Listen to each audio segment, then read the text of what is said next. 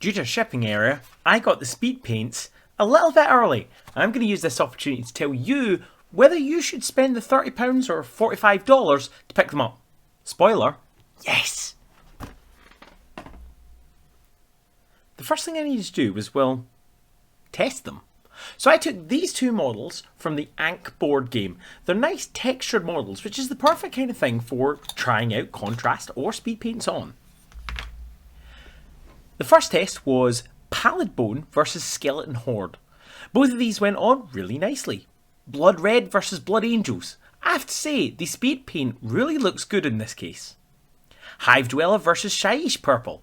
Both suck. I do not like either of the purple colours that we've been given. Orc Skin versus Orc Flesh. Remember, that's a C versus a K. Both looking absolutely great.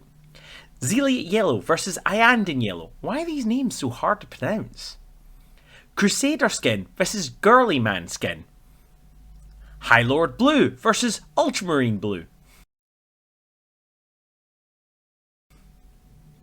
Hardened Leather versus Snakebite Leather. Gravelord Grey versus Basilican Grey. I have to say the Basilican Grey is pretty dark. Fire Giant Orange versus Griffhound Orange.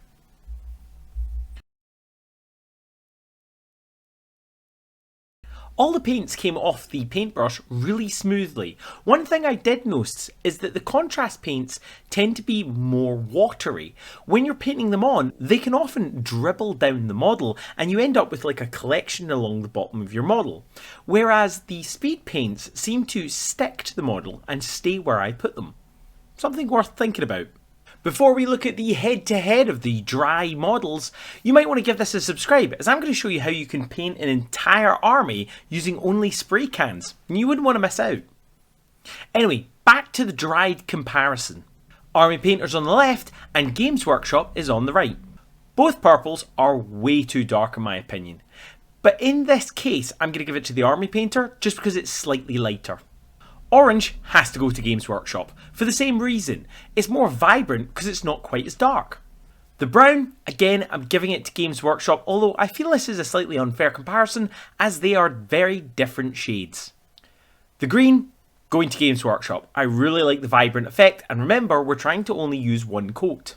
The bone colour I'm going to give to Army Painter, as it's a slightly better colour which I think of when it comes to skeletons. The yellow colour has got to go with Games Workshop. I'm a massive fan of non-metallic metals and I can see using this Iandin on loads of miniatures. The blue colour was really disappointing. The Guilliman blue just didn't work, whereas the Army Painter blue has a really nice vibrant effect on the mandibles. The red colour really surprised me. The Army Painter looked really good in the wet phase, but when it dried it looked really washed out. The grey one I'm giving to Army Painter because I really like the fact that it has more variety in the colour, whereas Games Workshop looks a little bit flat here. The skin colour I'm also giving to Army Painter.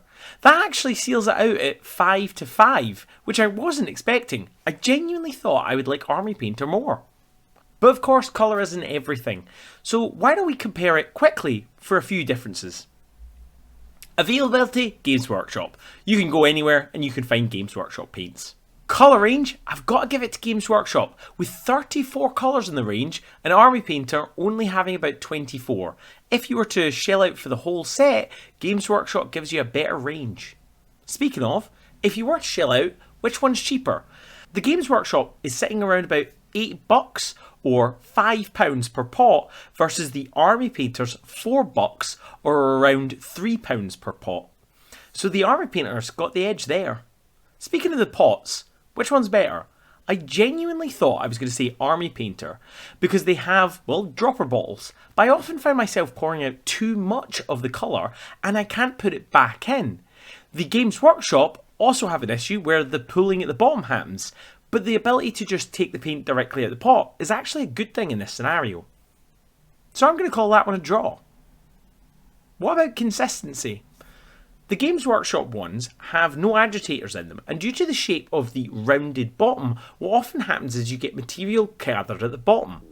whereas the Army Painter have flat bottoms and an agitator built in, meaning they're really easy to shake up so you can mix the paint.